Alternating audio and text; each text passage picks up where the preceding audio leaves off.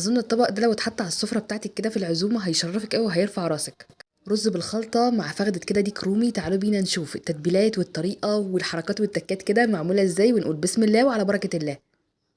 اول حاجه حطيتها في محلول النقع، وهي عباره عن ميه وملح وسكر وليمون. قعدتهم حركه ساعه كده تمام. بعد كده شلتها ونشفتها وغزغزتها كده. تعالوا بقى نعمل التتبيله بتاعتنا. جبت بصل وفرمته في الكبه وحطيت عليه دبس رمان وحطيت عليه البهارات اللي حضراتكم شايفينها دي، وحطيت عليها الزيت وحطيت عليها ليمون. دعكتهم كويس جدا مع البهارات تمام. وهبدا ان انا اتبل بيها فخده الديك الرومي.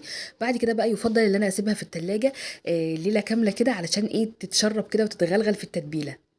تاني يوم هحطها في صينيه وادخلها الفرن، ويفضل ان انا احط من تحتيها بصل جوليان تمام او ورق زبده.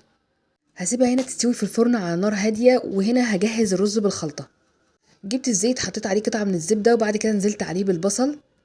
هكون محضره معلقتين من السكر كده، هحطهم في النص يتكرملوا شويه مع البصل علشان يديني لون ذهبي كده حلو تمام.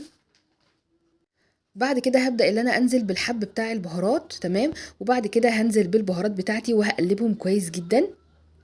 وتركية حلوه كده، تحطوا معلقه صلصه بيوري بتدي طعم حلو جدا للرز بالخلطه. بعد كده هحط هنا الرز البسمتي اللي انا كنت نقعاه قبلها بنص ساعه، وبعد كده حطيته عليهم. وتحطوا شويه ميه وتظبطوا ملحكم وخلاص كده. لو عندكم مكسرات هتحمروها مع بعض تمام. انا هنا كنت سلقه الكبده وبدات ان انا برضو احمرها مع رشه ملح ورشه فلفل اسود، بتبقى حلوه جدا. دي الحاجه اللي انا بزين بيها الرز بالخلطه. هنا الرز بصوا شايفين خلص ازاي ومفلفل وجميل. الرز ده بجد بيبقى طعمه حلو جدا جدا.